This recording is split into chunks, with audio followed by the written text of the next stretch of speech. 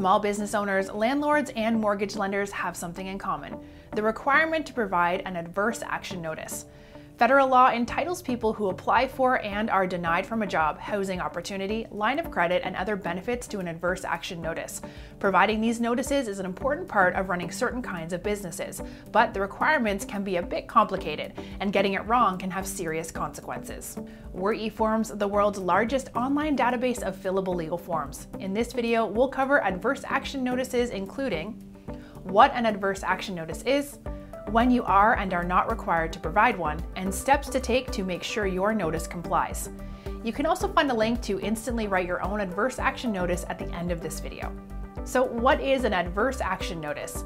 It's a document that serves as the required notice to a person or entity regarding the denial of an application for some benefit. There are many kinds of denials that require sending adverse action notices, but some of the most common are housing, lines of credit, jobs, and insurance policies. For decades, federal law has required companies to provide these notices. Why? The main reason is to make sure that banks, landlords, employers, and others aren't discriminating against people who apply for their services. For example, imagine you work for a lender and are deciding whether to give someone credit. It's against the law to deny that person credit because of, say, their religion, but it is generally within the law to deny that person credit because they have a history of defaulting on loans. Companies, landlords, and others find out information like credit history through consumer reports, which are collections of data gathered by consumer reporting agencies.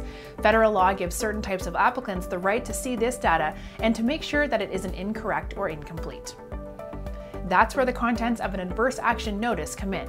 The law helps people exercise their right to this information by requiring qualifying entities to send out notices to rejected applicants. The notices must identify what they have been rejected for, give a brief explanation of the basis for this decision, explain the applicant's right to the data that inform the decision, and let the applicant know how to access and, if necessary, correct this decision.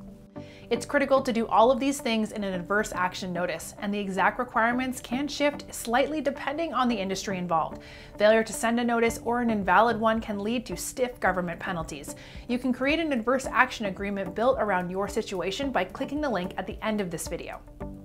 At this point, you may be wondering, are adverse action notices required every time you deny an application? The answer is no. Although the specifics will vary from industry to industry, you generally do not have to provide a notice when the denial happens at the point of sale. A law prohibits you from extending credit. You don't offer the service or credit the applicant is seeking, and denials to a business's existing customers that result from violating terms or account issues.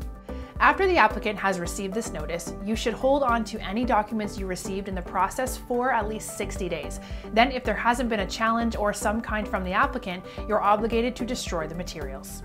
It may seem like there's a lot of rules to adverse action notices, but understanding them is an essential part of many businesses. Click the link to start writing yours, and to learn about other business documents, click that subscribe button.